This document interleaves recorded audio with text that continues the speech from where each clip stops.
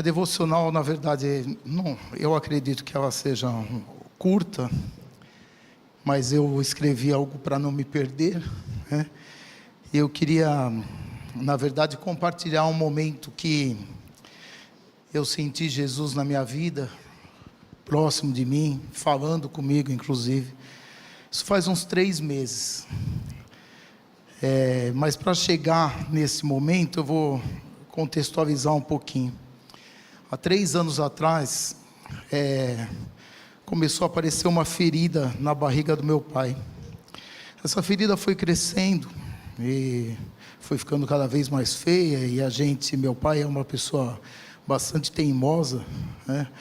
Ele não gosta de ir ao médico, não gosta de hospital. E a gente insistindo, não, mas é uma ferida, passa creme, passa isso, passa aquilo. E a ferida ia aumentando. Aí, com muito custo, ele aceitou ir num AMA, né? Ele não tem convênio médico, foi num AMA, fez alguns exames, e depois desses exames, foi diagnosticado com carcinoma. Então, para nós, assusta, né? Puxa, ser diagnosticado com câncer, sem convênio, e agora como vai ser isso, onde vai tratar? E por incrível que pareça, ele foi direcionado para o ICESP, que é o Instituto de Câncer do Estado de São Paulo. Só que foi muito rápido, sabe?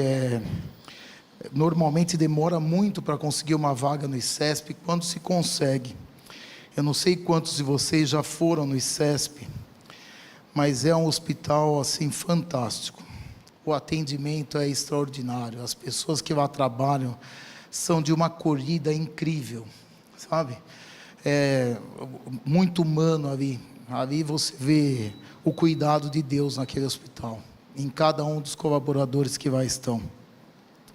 Então, para mim, foi uma primeira bênção recebida ali, porque não deu, acho que depois do diagnóstico, em 10 dias ele já estava fazendo os exames preliminares, que teve que fazer todos os exames de novo no ICESP, né? O ICESP, recentemente saiu uma reportagem, ele está dentro dos 5 melhores hospitais de tratamento do câncer do mundo. Então, puxa, é uma benção ele ter se direcionado para lá. Aí, fez o tratamento, né? Começou a fazer, os médicos estipularam qual seria o tratamento, e ele foi indicado a fazer 6 sessões de quimioterapia. Na verdade, ele fez apenas 4 sessões. As 4 foram suficientes. Depois da segunda sessão de fisioterapia, a ferida praticamente não existia mais. Você não via mais a ferida. Mesmo assim, fez mais 2 sessões. Aí os médicos diagnosticaram que estava curado do câncer, mas mesmo assim tem toda uma trajetória. Isso faz 3 anos, até hoje ele continua sendo acompanhado pelo hospital. Ele vai a cada 3 meses aproximadamente. Então, 3 meses é consulta com o cardiologista, 3 meses é consulta com o nefrologista, porque apesar de ter tratado o câncer, eles identificaram outras questões e continuam fazendo o tratamento com ele. E eu tenho a sorte, nesse momento, a bênção de estar trabalhando num lugar muito próximo ao ICESP. E eu tenho acompanhado ele em quase todas as consultas ou em quase todos os tratamentos que ele tem que fazer, né? E uma das vezes que ele foi passar no cardiologista, então é assim, quando ele vai lá para consulta é quase o dia inteiro, porque ele vai passar no cardiologista, então ele tem que fazer uns exames no período da manhã e o cardiologista à tarde. E uma dessas questões eu fui acompanhá-lo, e ele foi fazer um exame. Queria mostrar um pedaço do exame dele, Edu, se puder. E eu estava lá sentadinho na sala. Esse é um pedaço do exame dele. O nome dele está aqui em cima, ó, José Tonhete. Alguém sabe o exame do que é isso? É um ecocardiograma, não é isso? É um ecocardiograma. E eu sentadinho ali, pode tirar, Edu. Eu sentadinho olhando essa imagem. Sou uma pessoa leiga na parte médica, né? Eu não manjo muito disso. Nunca fui muito bom em biologia, confesso, sou um matemático. Sempre tive dificuldade em biologia. E aí eu estava dentro daquela sala, já entrei orando, né? Estava dentro daquela sala. E aí eu senti a presença de Deus ao meu lado, ali junto com a gente. E ele, assim, eu senti ele falando comigo. E ele falando: olha essa maravilha que você está vendo na tela. Olha isso aí. E aí eu comecei a pensar e olhar, admirar aquilo. Como é perfeito o nosso Deus, não é verdade? Como Ele pode fazer um coração pulsar dessa maneira, bombeando sangue para todos os lugares do nosso corpo. Mas quando a gente recarrega essa energia, a gente recarrega o celular, a gente recarrega o iPad, a gente tem que pôr a tomada para a televisão, e tudo vem de uma energia gerada por um grande gerador, por uma Itaipu, Como que a gente tem um gerador dentro da gente? Nós temos um gerador dentro da gente. A gente come alguma coisa e isso vira energia e faz com que o nosso corpo trabalhe dessa forma fantástica. Aí eu lhe pergunto, irmãos, foi através de uma explosão que isso aconteceu? Qual é a teoria? Tantas vezes a gente escuta falar sobre a teoria do evolucionismo, a teoria do Big Bang. Você acha que uma explosão fez com que o nosso corpo fosse dessa forma? Não foi. E naquele momento, Deus falou assim para mim: fale isso na sua próxima devocional. Isso faz 3 meses. Há 3 meses eu tenho isso refletido e tenho pensado nisso. Eu preciso falar isso. Bom, aí sabe, uma percepção minha que veio para a minha pessoa, foi assim: será que a gente admira todas as coisas que Deus criou? Nós admiramos tudo que Deus criou? Ou na nossa correria do dia a dia, a gente deixa passar tantas coisas pequenas que a gente pode olhar e falar assim: meu Pai que fez, olha que grande graça que a gente tem. E a gente às vezes não olha assim.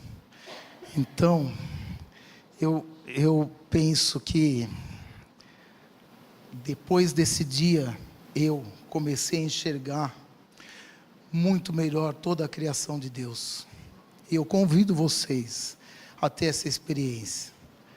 Comece a reparar em tudo por volta da sua vida.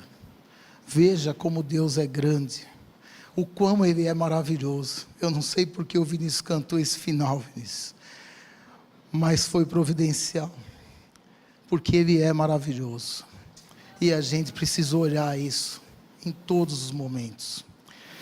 Edu, queria que você colocasse aí para mim, por favor, Salmo 139, 14.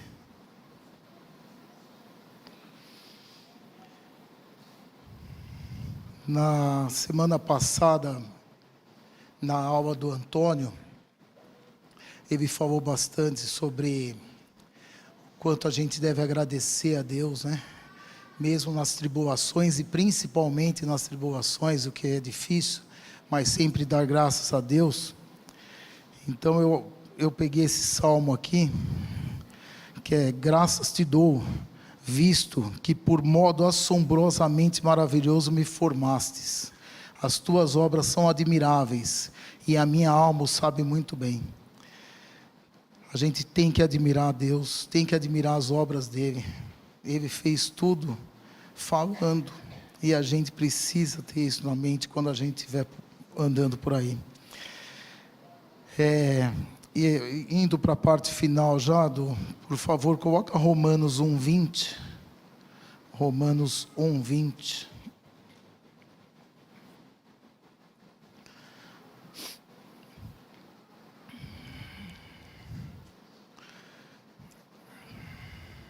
Um 1:20, por favor. Isso. Então, Esse versículo fala: porque os seus atributos invisíveis, assim o seu eterno poder, como também a sua própria divindade, claramente se reconhecem, desde o princípio do mundo, sendo percebidos por meio das coisas que foram criadas.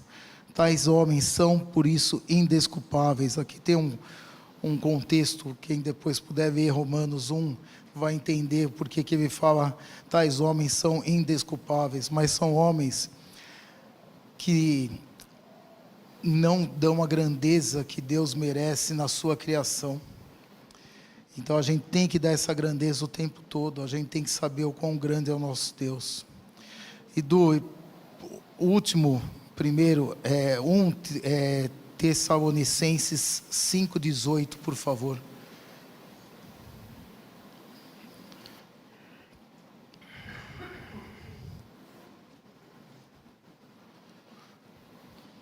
Esse é um versículo bastante curto, acho que nem precisa pôr, viu, Du? Ele fala assim, curto, mas importantíssimo, né? Em tudo dai graças, porque esta é a vontade de Deus em Cristo Jesus para convosco. E aí, finalizando, eu quero dizer para vocês, que eu espero que essa reflexão desperte em mim e em nós um coração mais sensível para perceber a presença de Deus nos detalhes da vida. Assim como Ele cuidou do meu pai, abriu as portas, usou profissionais, sustentou nosso coração e renovou nossa esperança, Ele também tem cuidado de cada um de nós diariamente. Muitas vezes de forma silenciosa, mas sempre poderosa. Que possamos viver com os olhos abertos para contemplar suas obras, reconhecer seu amor em cada batida do coração, em cada respiração, em cada novo dia que Ele nos concede. E sobretudo que aprendamos a dar graças em todos os tempos, nas vitórias, nas lutas, na esperança, e até mesmo quando não entendemos, porque Deus continua sendo bom, fiel e digno de toda a nossa confiança. Que o Senhor nos ajude a viver com gratidão constante e com o coração firmado na certeza de que Ele está conosco em todos os momentos. Essa é a mensagem que eu queria compartilhar com vocês, irmãos. Obrigado por esse momento, obrigado por terem me ouvido.